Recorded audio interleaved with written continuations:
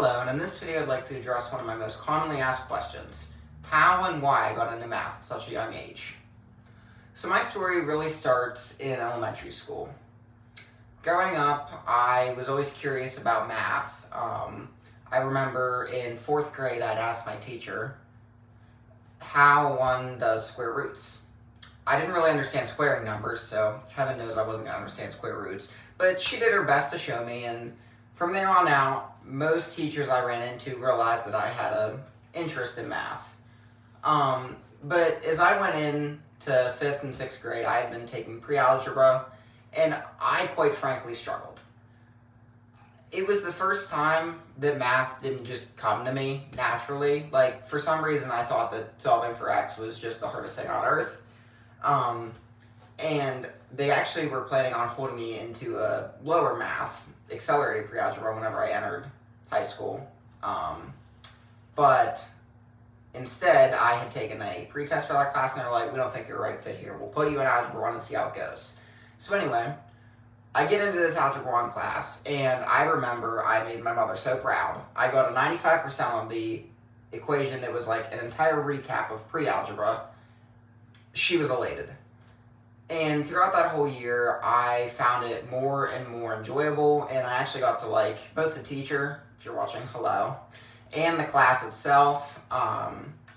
Geometry, that was the year that COVID had hit and I went cyber. So that was really a struggle for me because our teacher couldn't allocate the resources we needed to the cyber kids, so we all struggled. I remember I thought my mother was going to kill me. I got like a 30% on one of my assignments that she gave. This like worksheet on, I think, proving congruence of triangles. Still something that I hate just because of that. Could I do it? Sure. Am I going to? Absolutely not. So again, 7th grade was a struggle. I know for not my final, but one of my last tests, she went on Teachers Pay Teachers and bought the answers to my test because that's where she made our test from. So my mother paid $4.99 for me to ace that test, and the sad part was I had all the answers right before she even handed it to me to check. But anyway, that was my 7th grade recap, and then 8th grade is when I really got into loving math. So it was about December, and I had watched a video on YouTube. It's really a great resource. You can find information about anything at any time, and it was about integrals. Now, I had no clue what an integral was other than a fancy S with numbers at the top and bottom. And I had taken notes going from like, what is an integral conceptually, what is a Riemann sum, left, right, how it has to do with like rectangles and adding up area, all that. And I went to my teacher at the time, and I said to him, I'm like, hey, look, I was like doing some research, and this is what I found. He was like, oh yeah, that's cool, that's calculus stuff. And that was the extent of it. In February, I was, again, scrolling on YouTube as one does, and I came across a lecture series. And this lecture series was on cosmology. Now, looking back, I knew nothing about cosmology then. I know nothing about it now. And it was the first time that I had like actually sat down and I'm like, I want to learn this. So I first played the first lecture. It was about an hour and a half long in bed. And I'm like, okay, I'm getting what this guy's talking about. It wasn't too math heavy for the introduction. But what stuck with me was who the lecturer was. And it was by a guy. He is a professor at Stanford, Leonard Susskind. And you may know him. He does a lot with physics. He's written multiple books, which are actually the ones I have here. I'll talk about shortly. And he's really well known in the physics community, cosmology. He has taught many courses on that, quantum mechanics, general relativity. So I was like, I don't know what I need to even start this. I reach out via email. I'm like, he's never going to see it. It is what it is. So I tell him, I'm like, I'm 14. I'm looking at your cosmology lecture from, at the time it was 10 years old. So, gosh, now it's even older. What do I need to do to be prepared to like actually learn stuff? And he was thrilled. He was like, I'm so glad that there's young minds like yourself like carrying the torch of physics. Here's what you need to do. Like, do you have trig? Do you have calc? And I'm like, no and no. He was like, start there. Find books. So I didn't talk to him from then on. And that interaction was probably one of the most inspiring moments when it comes to math for me, which is ironic considering that he teaches physics. But that is when I went on Amazon with my new job that I had just started, and I bought this guy. This is the Theoretical Minimum. It's the first book in his series. It's basically an introduction to physics with not all of the crazy math you see, but like enough to where you realize, hey, physics isn't just about, ooh, black holes, cool, supernova. And it kind of gives you an introduction into the concepts of like how physicists' minds work. So I buy this book, and at the beginning of 9th grade, I grab a sheath of notebook paper. I take it to school with me, I keep it in my folder, I think it was a history folder. Every morning I would crack out this book. I'd be doing physics at 7:30 in the morning. I'm sure people thought I was a crackhead. I mean, quite frankly, they probably do now. But it was honestly the first time I'd picked up a book with math, physics, and actually took the time, took the effort to like go line by line, figure out why things work that way. Why does Euler-Lagrange equation spit out Newton's law if you plug in F equals ma, or other way around? You get the point. And I worked through almost all the book. I don't think I got to the electric and magnetic stuff, just because I didn't know anything about electricity other than boom, lights turn on, and magnets are cool, they stick to things. So that was kind of where I stopped. And the other thing I did was I went and found a video on YouTube once again by Black Pen, Red Pen. It was solving 100 integrals in one take. So I had a study hall, so 40 minutes a day I would sit and watch this 6-hour video and just do integrals. Do them alongside them, see if I could try one. That was, quite honestly, how I learned calculus, because I knew derivatives well enough to get through. Once I learned U-sub, integration by parts, like actually how to do the trig part of it, boom, unstoppable. Because realistically, those two operations are the backbone of calc. Everything else is just an application of one of those two. So that was actually just how I learned calculus, starting out. And like I didn't do anything word problem-wise. Like I didn't do related rates, optimization. I said I'll deal with that whenever I get to calc. So I had just started taking trig. And that was would have been the fall of 2022. So I get through trig. I just kind of sat there. It is what it is. Again, if you're watching, I'm sorry. I was probably a pain. It's okay. So I get through trig and then I go to calc. Also, I was bored in calc. Like I'd done limits before. I'd done derivatives, integrals. Everything else is using one of those operations. I look weird flying this book around, but that was where I was really picking up in learning ahead. So I had started doing like multivariable calc, still really into physics. I was starting to do differential equations when it came to physics. I don't believe by that point I had gotten into anything with like complex analysis, real analysis. Looking at the books on my shelf, I had taken a liking into quantum mechanics. That's what it was. The fall of 10th grade, we had done all of the like orbital stuff when it came to chemistry, and I'm like, why is this? Why do we got N's, L's, and M's, and what do they mean? So I took it upon myself to research for probably the better part of a Christmas break, what that means, and I solved every single integral, the ones where you have to do integration by parts like 7 times whenever you convert it to spherical for like a hydrogen atom. I did them by hand for hours on end. And again, I don't know why I did that. I just thought it was cool. And I showed it to her and she was like, I have no clue what you're doing. So go have at it. Again, if you're watching, sorry, I was weird. I still am. So that was kind of where I was applying my math. And then it wasn't until 11th grade that I'm like, pure math is where it's at. 10th grade, I'd taken physics 1 and I had an experience. There were a lot of things going on at the time, both in my life and just school. It was a rough class. I knew enough about physics to get me by, And like the hardest part was problem solving and drawing a freaking diagram. Stupid. So I get through physics, but then I get to Calc BC, and if you're watching this, Mr. Smith, thank you again for the fact that you, one, have bought all my books, and two, the fact that you put up with me talking in circles about eigenvalues, anything from eigenvalues to partial differential equations. But I was really deep into my math stuff, and in December is when I sat down and I'm like, I have all of these notes.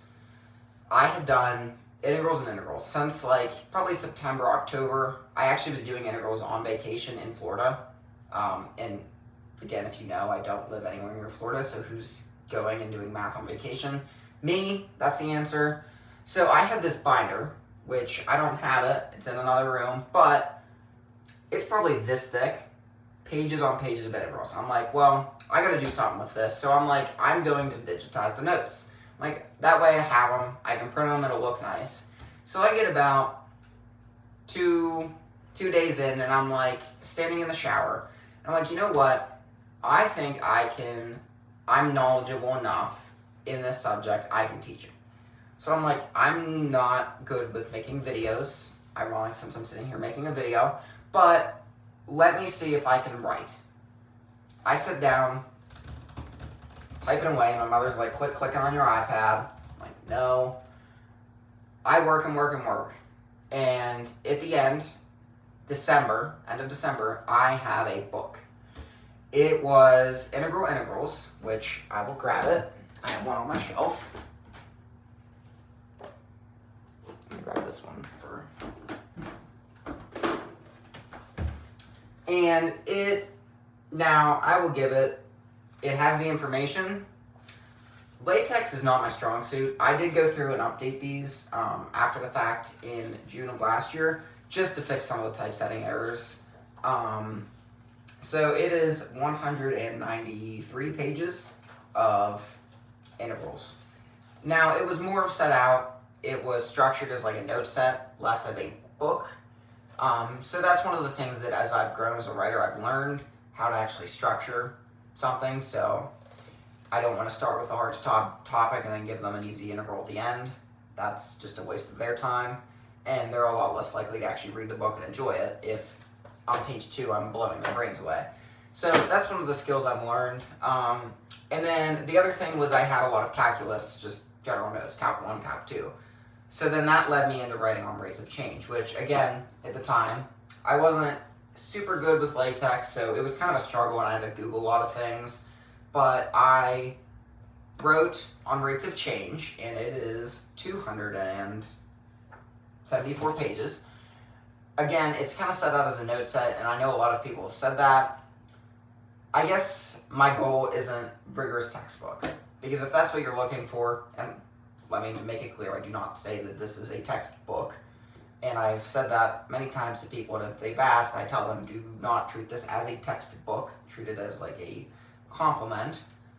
That's one of probably the biggest misconceptions that I wish if I could put a billboard up, that would be what it is. So on rates of change, and then I'm like, well, I have integrals, love them. I need to write a sequel. Sums, a litter of titles. That one took me the better part of the spring and the summer of last year. And again, still kind of built out as a note set and less of a structured textbook. And that's another one I need to go back and like make updates and clean up some of the text, or the LaTeX, I mean. And at the time, it was about beginning of May, I had this notebook that I decided I was going to start doing differential equations, like really hardcore, just getting into it. So for about 2 months, May, start of June, I just grinded out. First sums, which I don't have a copy with me, I gave it the last one away. Sums, and then any other time I had differential equations, ordinary differential equations. So I grind that out for about 2 months. June is when I'm finishing up some sums, and then it was released, it was like late June is when I finished it, and then it released like the first week of July. And at that point, I dedicated my time to differential equations. And whenever I went into it, I said, I am going to do this differently. I want it to be something that someone who doesn't know anything about differential equations, sure, they know Calc 1 and 2, maybe they know what a differential equation is. I wanted a guide to where they can pick it up and not know anything and still get something out of it. And really, that's my goal as a writer. If someone can pick up my book and take something out of it and ideally enjoy it, my goal has been done. So I worked, too many hours. I remember one time, don't tell my mother, I have an internship at the place that I'm now working, and the one day I was really bored. I was still clocked in. I sat for probably 2.5 hours and worked on this. She was in the other room, had no idea. I don't know if I ever told her, but I don't know if she'd care either. Got my stuff done. So 225 pages later, I have differential equations, and I wanted it to look beautiful. So that's why I went with, we got the fancy headers, you got the boxes. Now, people have told me, and there are errors in here, once Real Analysis gets on the roll, which it's getting on the roll, this guy's getting updated. I want to change some of the formatting, some of maybe the layout of like my ordering of sections, because again, just because I don't answer your very angry, why did you not add a +1 here? That doesn't mean I don't listen, that I don't actually care a lot. I find it very, it bothers me whenever I find that I made a mistake, just because I want it to be perfect, and unfortunately, despite the fact that I went page by page in a binder, highlight, circle, fix, do this, I can't be perfect. So differential equations comes out, and then that is the second week of October, just a couple days after my birthday. And about a month later, I see that Math Scribbles, he bought the book.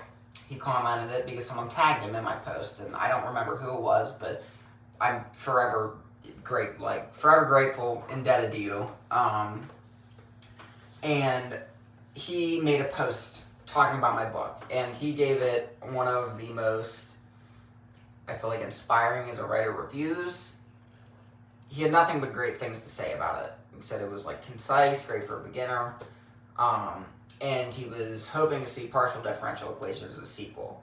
So I see that, and I'm like, okay, I'll pick up like 20 sales this month. Well, things will be great. By then, I think I'd maybe sold 30 copies of all of the books combined. So I've been doing it a little under a year, and I was hoping to get 50 to 100 in my first year. And I wake up the next day, I don't see anything, but at about 1 o'clock, I open my app, and I had seen that I had 3 sales. I'm like, oh, cool. I checked back that night, I had 94 sales for the day. I don't even know how to describe the emotions that I was feeling. I was thrilled. I was like so thankful. And I'm like, wow, that's incredible. So I figured it would last for about a week, and then it would go back to normal. And at that point, I solidified that I was doing Partial Differential Equations as my next book. So I had been working on the notes, and I have the textbook that I used as like I would call it the Partial Differential Equations Bible. Very hard book to read, but I did get a lot out of it, and it helped me write a lot. But there were some just author changes I made for the sake of clarity, for the sake of ease to the readers. But the sales continued, and in my first month, I believe I ended up selling over 500 copies of Differential Equations, and to date, including Partial Differential Equations and the other books, I've sold over 2,800 copies of all my books, which I don't even know what 2,800 books would look like in person. I don't know. Majority are in the United States, and then probably about another 200 or to other countries. I know I get a lot to like Germany, the UK, some to India, and then you'll have like the random like Denmark, and it's just crazy that people across the globe have one of these books sitting on their shelf and are reading it. The scale of that is truly monumental. And I began grinding out partial differential equations. Now, again, I was extremely busy, so it took a lot. I wish I would have counted out the number of hours. There were a lot of Saturdays spent, 6 hours not every Saturday. Probably 75% of the Saturdays I spent at least 4 to 6 hours on this book. Some Sundays I would come home after work. It'd be 9:30, be like, well, I got a good hour in me. I'd sit and write. I remember one time, it was a Friday night. I got home 9:30 and I sat down and did literally Laplace equation on disks, annulus, rectangles for probably an hour and a half straight. It was like 11:30. I'm like, well, I better go to bed. So there were a lot of time put into these. But I think one of the greatest lessons that I've learned out of it all is that I truly have a passion for, one, learning, and two, teaching. Now, I'm not becoming a teacher, not becoming like high school, not college. Now, if someone asked me, hey, could you show me how to do this? Or like, do you know how to solve this problem? I'd be like, oh, let me get a whiteboard. But I think where I strive is that someone can pick up this book, whether they know a lot about the topic, whether they know a little bit, if they're a beginner, if they haven't seen it in 35 years. My goal is that someone can pick up one of the other ones, and still get something out of it. And I think that's my biggest goal, and I think it should be the biggest goal of any writer, really. Like, you want your reader to walk away with something they didn't have before and actually make an impact in their lives. And I feel like I've heard all the wonderful things that people have said, and it's really inspiring to me, and I'm so blessed to have the talent and the ability to learn and also to convey ideas, especially math. So that's kind of a backstory of who I am, where do I come from. I'm sorry if none of that made sense. I'm sorry if none of that was, if you care, for that matter. I just wanted to ramble because what the heck else better is there to do on a Wednesday evening? So that's my author story, and I hope that you join me along in the ride as I continue writing, as I continue publishing, and teaching and learning. So thank you.